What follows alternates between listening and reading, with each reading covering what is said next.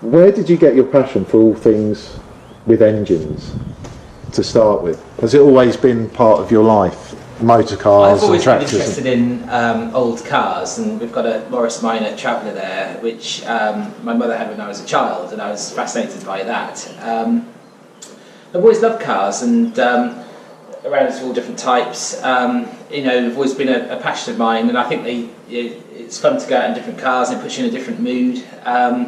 And makes you feel in a certain way. If you're out in the Morris Minor, it's a lovely summer's evening with your dog. You're in a very relaxed frame of mind. And over there we've got a 1960s sports car, which is something a bit different and makes you feel slightly different when you're in it as well. And was that how the love of tractors came about? Well, that came from Naomi.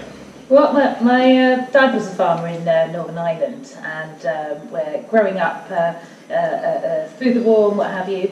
After the war, they got their first tractor, and it was a good old Fergie, and we've got a photo of them all around it. It was big news for them because until that point they'd only ever had horses. It was with horses, yeah. Yeah, and suddenly they've got a motorised vehicle, so they could. And it was back-breaking work, wasn't it? I mean, when you read the books, it was put a man in his grave fairly young, weren't they? They were worn out by their 40s. That's right. So suddenly, all that sort of that really tough side of it was replaced with this. I think they kept the old horses, but now they've got wheels for going into town as well. I think they used to go to church and all sorts on the tractor. A multi-purpose days, yeah. And which automotive stories do you think you have the most affinity to? Oh, that's a big question. Donald Campbell. Well, he was a hero as a child, for his speed records. Donald Campbell. But if you look at somebody like Morris there, who democratised cars and allowed normal people to have them, then massively impressive. Or Henry Ford. Behind us is a 1960s Ford Anglia, and of the day, it's amazing to go out in these. You meet people learned to drive in that one or that one at the time. There was so much less choice. And these were huge pioneers of the motoring industry. And they were the first sort of affordable vehicles, really, that for the masses. Absolutely, and more normal people could have cars, and that's what I grew up with, and that's the sort of car I still really, resonate with now. Why do the Fergies, apart from your family thing, is it the design? Is there an affinity with the design, or the 3-point linkage, the sort of innovative design of the tractors themselves? Is that another part of it's a design the beauty classic? of it? Yeah, absolutely. A design classic. Looks right from every single angle.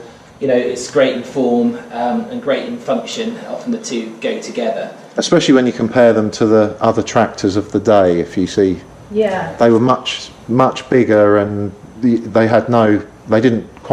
just look right, don't they, compared with today's tractors? They still, you look at them and you think, oh, it is, it's a tractor of almost today. You see a lineup of them. Yeah. It's nice. These are beautiful, and you're right, it was so innovative at the time with the 3-point linkage, and again, saving lives, and making it much safer to be seen. Those old black and white videos of the sales videos of these things, and how quickly they could turn around, and just how nimble they were compared with other tractors at the time. It's like football teams. I think you're either in the Fergie camp or Fordson. Absolutely. We're in the Fergie camp. Understood. No, that is understood. And does Harry Ferguson feature in that as well? Yeah, tremendous innovator, and what he did for Britain and the agricultural world, was immense, in terms of the design, the manufacturing. He also went into motorsport at one point and built a 4-wheel drive racing car, which is also very competitive of its day. So a massive pioneer, great engineer and great designer. And what do you think set him above his competitors at the time? Was it his innovativeness or his marketing skills?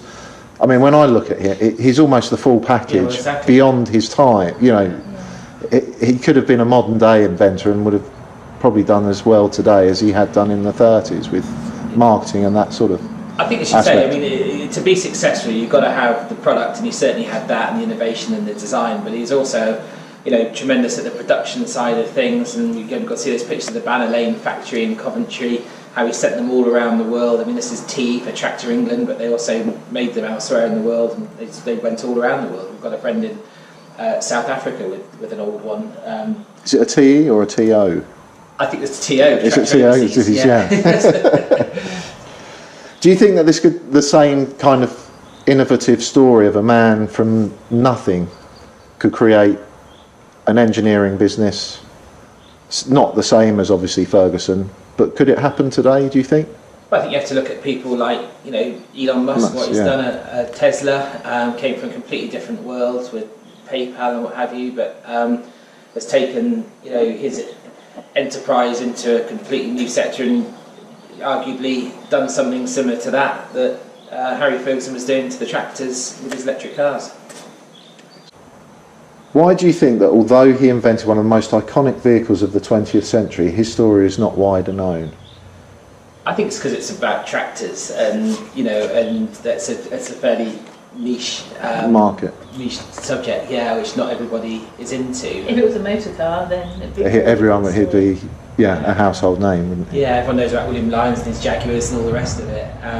But to me, this is just as good a design as an E-Type, and he's probably done more for more people. Humanity as a whole, yeah. Yeah. And are there any of the other Ferguson tractors that you would like to have in your collection? Well, you look at those lovely sort of red sort of Type 35s and think, well, lovely, but as you can see, we haven't got a lot of space. You're going to have to build it. Well, you are building more garages. More sheddage. More toys. There's a rule, I think. You've always got, one more vehicle that you've got space for. As we just squeeze this one in. No, that is brilliant. So I think another thing to add is what you've done, Wilf, and your business at Garden Tractor Company is you've fully restored this beautiful tractor which was originally built in 1956, and given it its pride back, and you've replaced the non-original parts with original ones. It's now exactly the same specifications that left the factory, and it's now a thing of absolute beauty, really for its next life, as something we're going to admire and use on the right days, but probably not plough fields with. And you've restored it and given it a long-term future. We thank you for that. Excellent.